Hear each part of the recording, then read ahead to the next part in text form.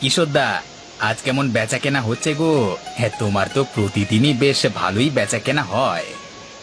ভাই অভিনন্দন। বিধাতার কৃপায় ভালোই বেচা কেনা হয়, খরিদ্দারের কোনো অভাব হয় না। আজও ভালোই বেচা কেনা হচ্ছে। তা তোমার কি খবর? এই তো নতুন ব্যবসা হচ্ছে মোটামুটি ভালোই। ভাই শোনো, এখন হয়তো তোমার সেরকম ভাবে বিক্রি হবে না, নতুন ব্যবসা তো। কিন্তু আমি এই ব্যবসায় অনেক দিন ধরে আছি, জানি কখন কি করতে হয়। কিছু প্রয়োজন হলে আমায় নির্দ্বিধায় বলবে ভাই, কেমন? জি কিশোরদা, নিশ্চয়ই বলবো। ভাই অভিনন্দন। নতুন ব্যবসায় বেশি লাভের কথা ভেবো না। এখন তুমি অল্প লাভে বিক্রি করো, মানুষের বিশ্বাস অর্জন হবে যখন, তখন দেখবে বিধাতা ঠিক তোমার হাতে বড় কিছু দেবে। হ্যাঁ দাদা, আপনি যেমন বললেন তেমনটাই করব। আমিও চাই একজন বড় ব্যবসায়ী হতে। তা ভাই, নতুন বিয়ে করলে একদিনেই দাদাটিকে মাছ ভাতের ভোজে নিমন্ত্রণ করবে না? হ্যাঁ, নিশ্চয়ই করব। আমার বউ খুব ভালো রান্না করতে পারে। কালকে রাতেই চলে আসবেন আমাদের বাড়ি, খেয়ে যাবেন কেমন? যাবো যাবো। এই বৃষ্টির রাতে গরম গরম ভাত এবং তার সাথে মাছ ভাজা, ও জমে যাবে। ভেবেই জিভে জল চলে আসছে গো। হ্যাঁ, যা বলেছেন দাদা। 2 সপ্তাহ ধরে একভাবে বৃষ্টি হয়ে চলেছে, আর থামবার কোনো নামগন্ধই দেখছি না। বন্যা না হয়ে গেলে হয়। বন্যার কথা বলো না ভাই, আমাদের গ্রামের কাছেই নদী। বাঁধ ভেঙে গেলে সবকিছু ভেসে যাবে, তখন খাবো কি? আমাদের গ্রাম যদি ভেসে যায় তাহলে হাটও বন্ধ হয়ে যাবে, অন্য গ্রামের মানুষেরাই খাবে কি? হ্যাঁ দাদা, আপনি ঠিকই বলেছেন, কিন্তু আমার কথাটা তো বাস্তব, তাই না? এতদিন ধরে টানা বৃষ্টি হচ্ছে, নদীরও জল বৃদ্ধি পাচ্ছে, বাঁধ তো হয়ে যেতেই পারে। তার জন্য আমাদের আগাম সতর্কতা অবলম্বন করতে হবে, যাতে বন্যা হলেও ক্ষয়ক্ষতি তেমন না হয়। কিসের গল্প জুড়ে দিয়েছিস রে দুজন মিলে? এই গল্প না দাদা, আলোচনা করছিলাম। ও বাবা, তা আমিও শুনি, তোদের কি এমন আলোচনা হচ্ছে? আরে তেমন কিছু না রে, ও বলছিল টানা 2 সপ্তাহ ধরে বৃষ্টি হচ্ছে, বন্যা এলে কি করা উচিত, এসব নিয়ে কথা হচ্ছিল। ও বাবা, এসব কথাবার্তা চলছে তোদের? তা কি আবার হবে, প্রত্যেকবারের মতোই এবারও আমরা মোড়ল মশাইয়ের অতিথিখানায় আশ্রয় নেব। না রে বিনোদ, ওটা বলছি না। আমরা বলছিলাম যদি বন্যা আসে তাহলে আমাদের গ্রামের হাট বসবে না। আশেপাশের গ্রামের গ্রামবাসীরা তো আমাদের এই হাট থেকেই কেনাকাটা করে, তারা খাবে কি? এখন এত ভাবিস না, বিধাতা তখন ঠিক একটি উপায় বলে দেবে। চল আমি আসি রে, নদীতে যেতে হবে, দেখি কিছু যাত্রী পাই কিনা। হুম হুম, যা, আমিও বাড়ির দিকেই যাব।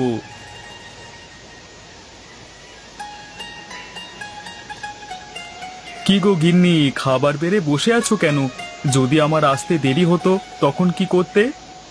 কি আবার করতাম, আমি নিজে খেয়ে নিতাম। গিন্নি, মজা করছো আমার সাথে? কতদিন পর এইভাবে একটু মজা করলে তুমি আমার সাথে। থাক থাক, আর বলতে হবে না। তাড়াতাড়ি খেতে বসো তো, অনেক বেলা হলো তো। হ্যাঁ হ্যাঁ, বসছি বসছি। তুমিও আমার সাথে বসে পড়ো, আর কত বেলা করবে? তা বললে হয় গো, স্বামীর খাওয়া হলে তবেই স্ত্রীরা খায়, এটাই নিয়ম। তুমি চটপট খেয়ে নাও, তারপর আমি খেয়ে নেব। জানি না বাবা, তোমাদের এসব নিয়ম কানুন। ওসব ছাড়ো, আজকে কেমন বিক্রি হলো গো? মিথ্যে বলবো না, ঠাকুরের কৃপায় এখনো পর্যন্ত ভালোই বিক্রি হচ্ছে। এই ভারী বর্ষাতেও মানুষজন কেনাকাটা করতে আসছে। তা আসবে না কেন বলো তো? এই বর্ষায় গরম গরম মাংস আর সাদা চালের ভাত খেতে যে ভারী সুন্দর লাগে। ঠিক বলেছো তুমি, কিন্তু একটা চিন্তা মাথায় রয়েই যাচ্ছে। চিন্তা? এর মাঝে আবার চিন্তা কিসের? অনেক চিন্তা আছে গো। টানা 2 সপ্তাহ ধরে বৃষ্টি হচ্ছে, সেটার খেয়াল আছে। এবার যে বন্যা নামবে, বন্যা হয়ে গেলে আশেপাশের গ্রামের মানুষজন খাবে কি? হ্যাঁ, এই কথাটা তো ভেবে দেখিনি। আমাদের গ্রামটা ছোট হলেও আমাদের গ্রামের হাটের ওপর নির্ভরশীল আশেপাশের গ্রাম। সব যদি ভেসে যায় তাহলে মানুষ খাবে কি? ওটাই তো চিন্তার বিষয় গো গিন্নি। আশ্রয় তো নিয়ে নেব মোড়ল মশাইয়ের অতিথিশালায়, কিন্তু আশেপাশের মানুষজনের কথাও তো ভাবতে হবে। হুম, তোমার মাথায় কত চিন্তা ভাবনা। তোমার মতো স্বামী পেয়ে আমি ধন্য, যে শুধু নিজের কথা নয়, আরো 4টে মানুষের কথা চিন্তা করে। আরে ওসব কথা ছাড়ো। আচ্ছা শোনো, তোমাকে একটা কথা বলাই হলো না। কি কথা গো? আমাদের বাজারে আমার পাশে মাছ নিয়ে বসে অভিনন্দন, নতুন ব্যবসা শুরু করেছে। তারও সাথে এই কদিন হলো বিয়ে করেছে, তাই রাতের বেলাতে বাড়িতে ভোজ দেবে বলেছে আমাদের। বাহ, এ তো দারুণ খবর। এবার ছেলেটা বুঝবে দায়িত্ব কাকে বলে। শুধু দায়িত্ব শিখিয়ে না, তার সাথে ছেলেটাও শুধরে যাবে। যে মেয়েটিকে বিয়ে করেছে, মেয়েটির চরিত্র খুব ভালো বলি শুনেছি। বদল ঘটিয়ে দেবে আমাদের অভিনন্দনের। ছেলেটা সুখে শান্তিতে ঘর করুক, খুব ডান পিটে ছিল। খাওয়া তো হলো, আর বসে থেকো না, যাও একটু বিশ্রাম নাও। এই বর্ষার ঠান্ডা ঠান্ডা আবহাওয়ায় গরম গরম চা এত সুন্দর খেতে লাগে না। উফ, যাই যাই, তাড়াতাড়ি যাই চায়ের দোকানে। এসো বিনোদদা, এসো আমাদের সাথে যোগ দাও। সে কি রে, আমি তো ভাবলাম তোদের মনে হয় ডাকতে হবে, তার আগেই চলে এসেছিস দেখছি। বিনোদ আর বলিস না, এই সুন্দর আবহাওয়া দেখে আমি অভিনন্দনকে ডেকে নিয়ে চলে এলাম চা খেতে।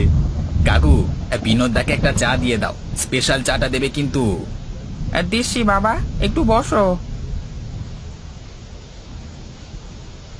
তা ভাই, আজকের চাটা কে খাওয়াচ্ছিস? আগের দিন তো আমি খাওয়ালাম। আজকে আমার পালা দাদা, আমি খাওয়াচ্ছি। বাহ, চল সবাই এবার বাড়ি চল, রাত হয়ে গেল তো। হ্যাঁ হ্যাঁ, চল উঠে পড় সবাই, কাল আবার নিমন্ত্রণ আছে অভিনন্দনের বাড়ি। আমি কালকে কিশোর দাদাকে নিমন্ত্রণ করেছি, সেটা তুমি কি করে জানলে? আর যে তোমাকেও বলবো সেটা কি করে জানলে? আরে তোরা যখন কথা বলছিলিস আমি তখন শুনেছি, তাই জন্যই জানি। ও তাই বলো, আমি ভাবলাম কি করে আবার জানলে সব। তোরা চল বাড়ি চল। কাল কিন্তু তোমার উপর একটি মহা দায়িত্ব আছে। আমার উপর দায়িত্ব? কই, কিছু বলনি তো আগে। কি দায়িত্ব আছে? বউ, তেমন কিছু না। কালকে রাত্রে বিনোদদা আর কিশোরদা আসবে আমাদের বাড়িতে তোমার হাতে রান্না খেতে। বেশ ভালো করিয়ে জমিয়ে রান্না করতে হবে কিন্তু। ও আচ্ছা, এই ব্যাপার। তা রান্না কেন করব না? নিশ্চয়ই করব। আমি ভাবলাম কি না কি বলবে। ধুর পাগলি, আরে কি বলবো, এটুকুই শুধু। তুমিও না কি যে বলো, তোমার মুখে কিছুই আটকায় না দেখছি। থাক, অত লজ্জা করতে হবে না। কাল ভালো করে রান্না করবে। হ্যাঁ, মেনু হবে মাছ এবং সাদা ভাত। হ্যাঁ, রান্না তো করে দেব, কিন্তু কি উপলক্ষে নিমন্ত্রণ জানিয়েছো ওনাদের? তেমন কিছুর জন্য না। এক কিশোর দাদা আছে না, উনি আমার ব্যবসা চালাতে অনেক কিছু সাহায্য করেন। আবদার করেছেন আমার বাড়িতে খাবে, তাই আর কি। কি উপলক্ষে বলেছে জানো? হ্যাঁ বলো, আমিও শুনি। বলেছে নতুন বিয়ে হয়েছে সেই উপলক্ষে। মানে তোমার ব্যবসাতে কিশোর দাদা সাহায্য করে, নিশ্চয়ই মানুষটি খুব ভালো মনের। না হলে এখনকার স্বার্থপর জীবনে কেউ কারো উন্নতি দেখতেই পারে না। যা বলেছ বউ, আমাকে অনেক সাহায্য করে। এত কিছুর পরে তার আবদারটা রাখা তো আমার কর্তব্য। জি, কাল আমি ওদের তৃপ্তি করে খাওয়াবো। আজকে রাত হয়ে গেল, ঘুমিয়ে পড়ো। কাল আবার বাজারে যেতে হবে তো। আর এই অসহ্যকর বৃষ্টি কোনোদিন যেন থামবে না। এই বৃষ্টির কথা বলতে মনে পড়লো, সবকিছু ভালো করে গুছিয়ে নিও। যা বৃষ্টি দেখছি, বন্যা নামলে কি হবে? প্রস্তুত থাকতে হবে আগে থেকে। আচ্ছা, তুমি কিচ্ছু চিন্তা করো না, আমি সব কিছু ঠিকঠাক করে রাখবো।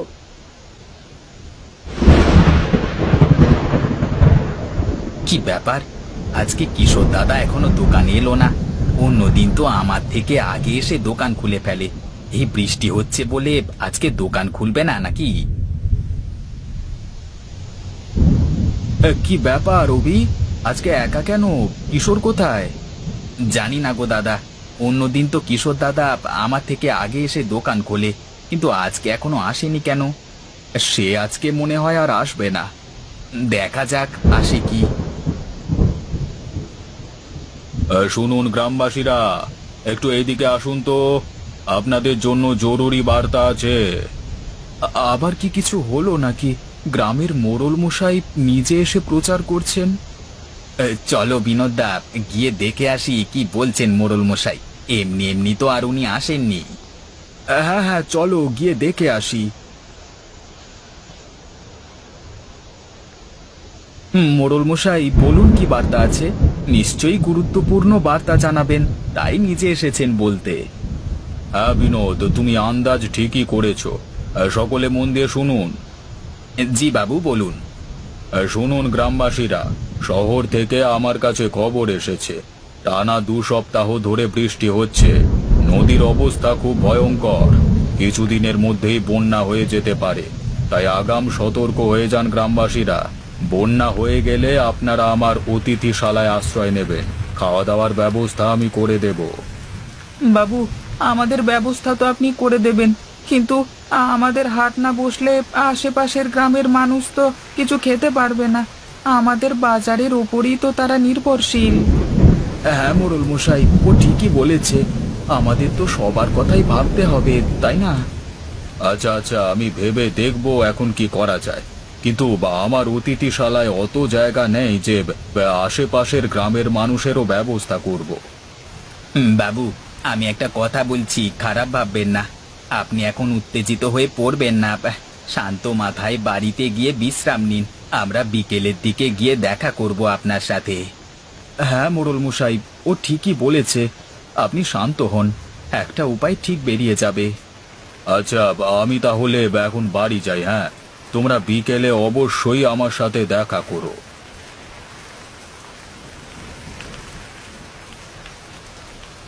কিশোর, বাড়ি আছিস নাকি? হ্যাঁ, ভেতরে আয়। বাইরে দাঁড়িয়ে আছিস কেন? কিশোর দাদা, কিশোর দাদা, খুব বড় বিপদ আসতে চলেছে। বিপদ? কি বিপদ রে? সব তো ঠিকঠাকই চলছে, কার কি বিপদ হলো রে?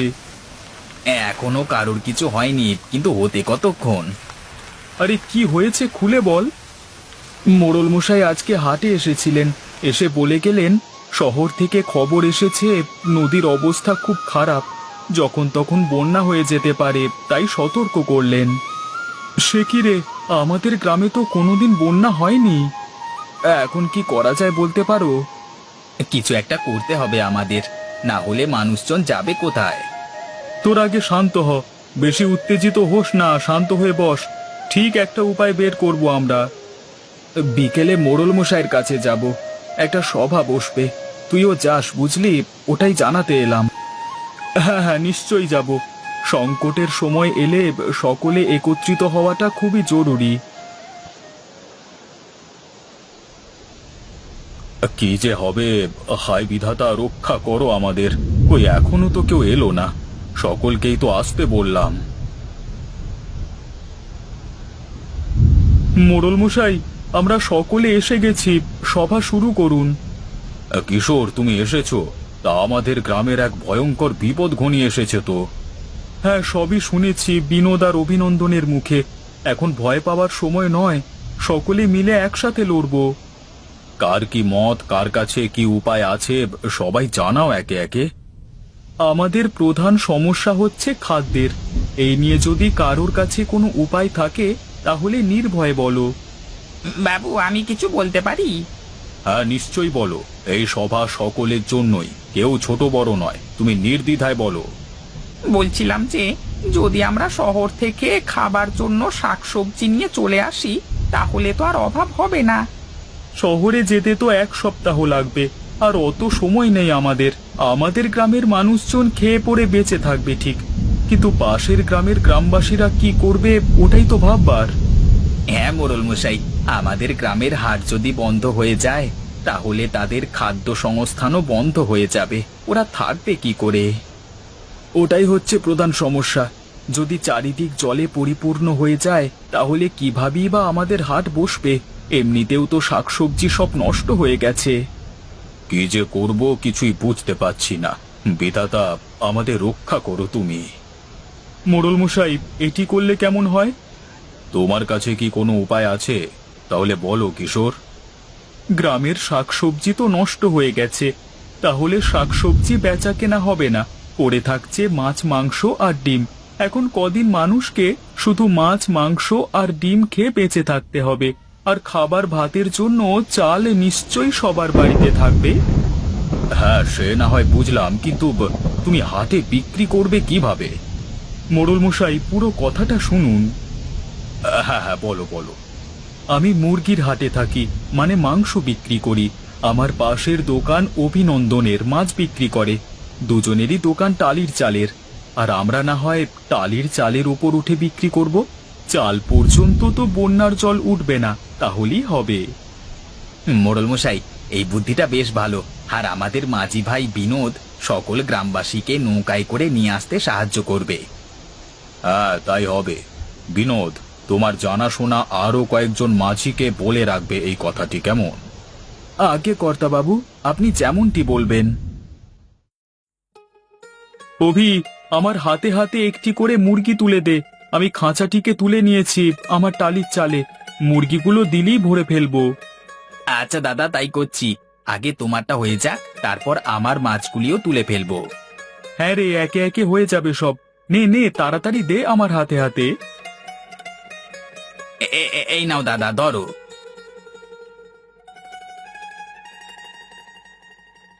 বাহ, বেশ ভালোই প্রস্তুতি চলছে দেখছি। চালিয়ে যাও চালিয়ে যাও, কখন কি হয়ে যাবে বলা খুব মুশকিল। হ্যাঁ, ওই জন্যই তো এত তাড়াতাড়ি তোড়জোড় করছি।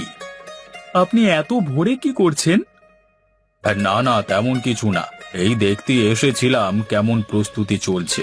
সকলকে তো বিপদের হাত থেকে রক্ষা করতে হবে, তাই জন্য। ভালোই করেছেন বাবু, আপনি দেখুন আমরা কাজ করি। মোড়ল মশাই, দোকানের ভেতরে গিয়ে বসুন, বসবার জায়গা আছে। শুধু শুধু দাঁড়িয়ে থাকবেন কেন? না না, সকলের বিপদে আমি বসে থাকি কি করে? তোমরা কাজ করো, আমি দেখছি কোনো সাহায্য করতে পারি কিনা।